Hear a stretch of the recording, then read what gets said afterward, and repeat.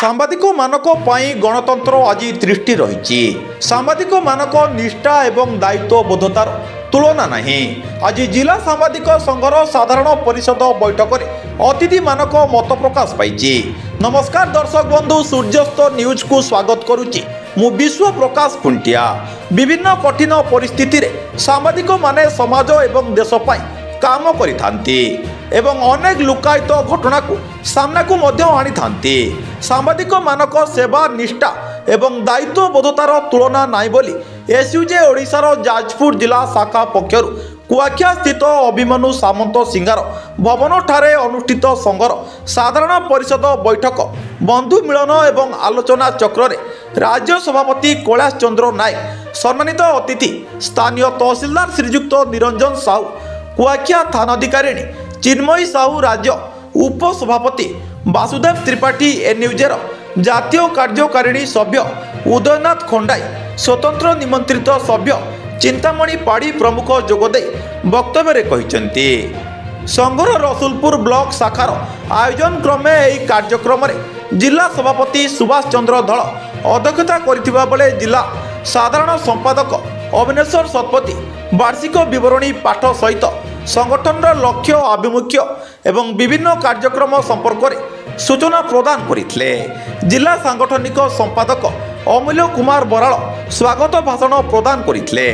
ଏହି ଅବସରରେ ବିଶିଷ୍ଟ ପରିବେଶବିତ୍ ଗୋପୀନାଥ ପତି ଏବଂ ସମାଜସେବୀ ପ୍ରଶାନ୍ତ କୁମାର ଦାସଙ୍କୁ ସମ୍ବର୍ଦ୍ଧନା ପ୍ରଦାନ କରାଯାଇଥିଲା। ବରିଷ୍ଠ ସଭ୍ୟ କୈଳାସ ମଲ୍ଲିକ ଧନ୍ୟବାଦ ଅର୍ପଣ କରିଥିଲେ। ଅନ୍ୟ ପକ୍ଷରେ ସର୍ବସମ୍ମତିକ୍ରମେ ଆଗାମୀ 2 ବର୍ଷ ନିମନ୍ତେ ଜିଲ୍ଲା ସଭାପତି ଭାବେ ସୁଭାଷ ଚନ୍ଦ୍ର ଧଳ, ସାଧାରଣ ସମ୍ପାଦକ ଭାବେ ଅବିନେଶ୍ୱର ଶତପଥୀ, କାର୍ଯ୍ୟକାରୀ ସଭାପତି ସନ୍ଦୀପ ରାୟ, ଉପସଭାପତି ମହେଶ୍ୱର ଜେନା, ହରିହର ବାରିକ, ସୀତାକାନ୍ତ ସାମଲ, ଉମାକାନ୍ତ ରାଉତ ଏବଂ ପରମାନନ୍ଦ ସାହୁ, ସମ୍ପାଦକ ରୂପେ ପ୍ରଶାନ୍ତ କୁମାର ନାୟକ, ପ୍ରଭାତ କୁମାର ତ୍ରିପାଠୀ, ପ୍ରତୀଶ କୁମାର ନାୟକ, ପ୍ରକାଶ କୁମାର ରାଉତ ଏବଂ ଶେଖ ସବିରୁଦ୍ଦିନଙ୍କୁ ନିଆଯାଇଥିବା ବେଳେ କୋଷାଧ୍ୟକ୍ଷ ଭାବେ ବିରଞ୍ଚି ନାରାୟଣ ଖୁଣ୍ଟିଆଙ୍କୁ ମନୋନୀତ କରାଯାଇଛି। ସେହିପରି ଜିଲ୍ଲା ସାଂଗଠନିକ ସମ୍ପାଦକ ଅମୂଲ୍ୟ କୁମାର ବରାଳ, ସହ ସଂଗଠନ ସମ୍ପାଦକ ସତ୍ୟଜିତ ସାମଲ, ସ୍ୱତନ୍ତ୍ର ଟ୍ରିବ୍ୟୁନାଲ ସ୍ୱତନ୍ତ୍ର ଅଧ୍ୟକ୍ଷ ତରୁଣ କୁମାର ନନ୍ଦ ଏବଂ ଜିଲ୍ଲା କଲ୍ୟାଣ ପାଣ୍ଠି ଅଧ୍ୟକ୍ଷ ଭାବେ ବିଭୁ ପ୍ରସାଦ ପୃଷ୍ଟି ନିର୍ବାଚିତ ହୋଇଛନ୍ତି। କାର୍ଯ୍ୟକାରିଣୀ ସଭ୍ୟ ଭାବେ ମନୋଜ କୁମାର ପରିଡ଼ା, ଡକ୍ଟର ନିତ୍ୟାନନ୍ଦ ମିଶ୍ର, ପବିତ୍ର ରାଉତରାୟ, କୈଳାସ ମଲ୍ଲିକ, ଅଖିଳ ସ୍ୱାଇଁ, ପ୍ରଭାସ କୁମାର ଦାସ, ବସନ୍ତ ନାୟକ, ଅକ୍ଷୟ ଧଳ, ବିଶ୍ୱନାଥ ସାହୁ, ସଞ୍ଜୟ ବେହେରା, ମାନସ ରଞ୍ଜନ ଜେନା, ଜନ୍ମେଞ୍ଜୟ ଦାସ ପ୍ରମୁଖ ରହିଥିବା ବେଳେ ଉପଦେଷ୍ଟା ମଣ୍ଡଳୀରେ କୈଳାସ ଚନ୍ଦ୍ର ନାୟକ, ଇନ୍ଦ୍ରମଣି ନାୟକ, ଶଙ୍କର୍ଷଣ କୁଣ୍ଡୁ, ଉମାକାନ୍ତ ଧଳ, ନୀଳମାଧବ ନାୟକ, ଅଜୟ ପ୍ରତାପ ସିଂ, ସନ୍ଦୀପ୍ତ ପୃଷ୍ଟି, ରତିଲାଲ ଭୂୟାଁ, ଚିନ୍ତାମଣି ପାଢ଼ୀ, ଉଦୟନାଥ ଖଣ୍ଡାଇ ପ୍ରମୁଖଙ୍କୁ ନିଆଯାଇଛି। ପର୍ଯ୍ୟବେକ୍ଷକ ଭାବେ ଯୋଗ ଦେଇଥିବା ରାଜ୍ୟ ଉପସଭାପତି ବାସୁଦେବ ତ୍ରିପାଠୀ ନୂତନ କର୍ମକର୍ତ୍ତାମାନଙ୍କ ନାମ ଘୋଷଣା କରିଥିଲେ। ଚଳିତ ମାସ ଶେଷ ଆଡ଼କୁ ନୂତନ କର୍ମକର୍ତ୍ତାମାନଙ୍କର ଶପଥ ଗ୍ରହଣ ଉତ୍ସବ ଏବଂ କମିଟିର ସମ୍ପ୍ରସାରଣ ବୈଠକ ଅନୁଷ୍ଠିତ ହେବ ବୋଲି ନବନିର୍ବାଚିତ ଜିଲ୍ଲା ସଭାପତି ଶ୍ରୀ ଧଳ ଏବଂ ଜିଲ୍ଲା ସାଧାରଣ ସମ୍ପାଦକ ଶ୍ରୀ ଶତପଥୀ ସୂଚନା ଦେଇଛନ୍ତି।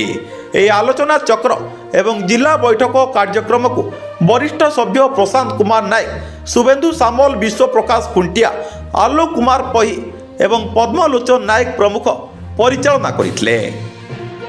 Bureau report, Suryasta news. State union of journalist Odisha Jajpur जिला शाखा पक्षर आज साधारण परिषद बैठक थिला एवं राज्य संगठन जो रही परामर्श जे डिसेम्बर 15 तारीख मध्य नवीकरण कार्य सारे आगामी 2 वर्ष पर जिला कमिटी गुट गठन करेंगे, नूतन सभ्य ग्रहण करेंगे। श्रृंखलित भाव में जाजपुर जिला संपन्न होती एसयूजे ओडिशा व state union of journalist Odisha संघ संगठन कौन भितर न रही ओडार जेकोसी स्थान में सांबादिक मैंने विपदर सम्मुखीन हेले, असुविधार सम्मुखीन हेले से छेड़ा होती यार अनेक नजर रही। आम आगे आगामी मार्च मसरू गोटे राज्य में सांबादिक कल्याण पांठी आम गठन करने को जाऊँ, गठन तो सरी तार कार्यकारी करने को जाऊँ। आम दाबी करूँ राज्य सरकार, मोहन माझी सरकार पाखे राज्य सरकार सांबादिक मानकर जो भत्ता पेंशन कथा ध्यान दिंतु।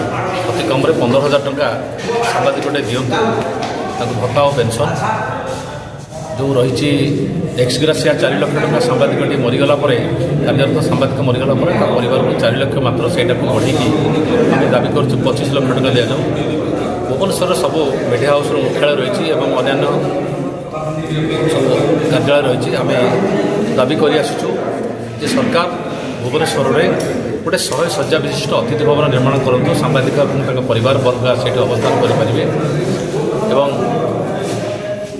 सरकार गोटे मीडिया पॉलिसी निर्धारण करूँ सांबादिक सुरक्षा कौन व्यवस्था करूँ कौन आईन प्रणयन करूँ जहाँकि सांबादिक मानकर ओडिशार सांबादिक हित स्वार्थ लगे।